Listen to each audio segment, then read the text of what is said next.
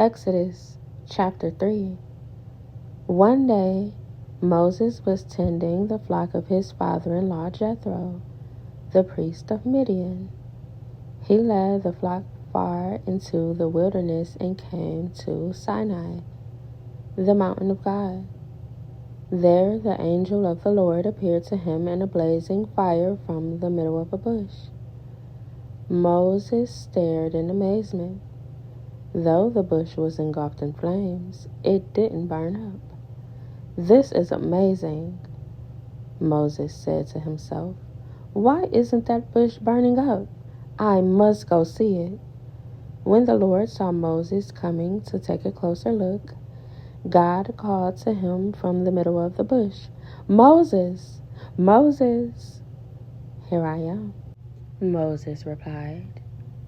"Do not come any closer," the Lord warned. "Take off your sandals, for you are standing on holy ground. I am the God of your father, the God of Abraham, the God of Isaac, and the God of Jacob."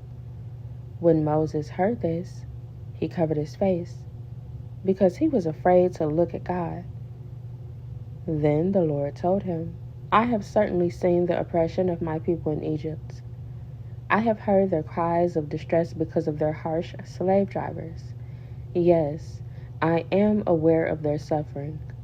So I have come down to rescue them from the power of the Egyptians and lead them out of Egypt into their own fertile and spacious land. It is a land flowing with milk and honey, the land where the Canaanites, Hittites, Amorites, Perizzites, Hivites, and Jebusites now live. Look, the cry of the people of Israel has reached me, and I have seen how harshly the Egyptians abuse them. Now go, for I am sending you to Pharaoh. You must lead my people Israel out of Egypt." But Moses protested to God, "Who am I to appear before Pharaoh? Who am I to lead the people of Israel out of Egypt?" God answered, "I will be with you, and this is your sign that I am the one who has sent you. When you have brought the people out of Egypt, you will worship God at this very mountain." But Moses protested, "If I go to the people of Israel and tell them, 'The God of your ancestors has sent me to you,' they will ask, 'What is his name?' Then what should I tell them?" God replied to Moses, "I am who I am. Say this to the people of Israel, 'I am has sent me to you.'" God also said to Moses, "Say this to the people of Israel, 'Yahweh, the God of your ancestors, the God of Abraham, the God of Isaac, and the God of Jacob has sent me to you. This is my eternal name, my name to remember for all generations. Now go and call together all the elders of Israel.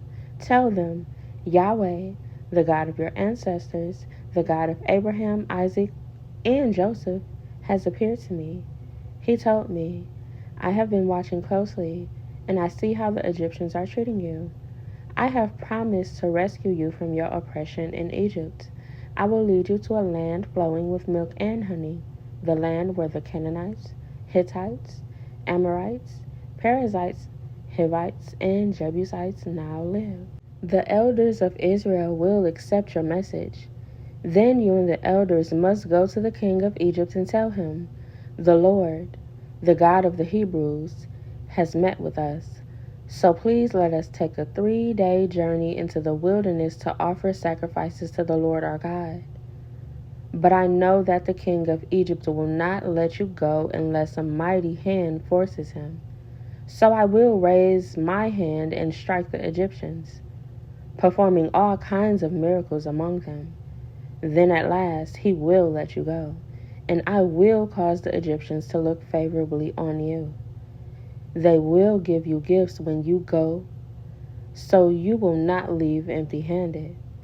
Every Israelite woman will ask for articles of silver and gold and fine clothing from her Egyptian neighbors and from the foreign women in their houses. You will dress your sons and daughters with these. stripping the Egyptians of their wealth.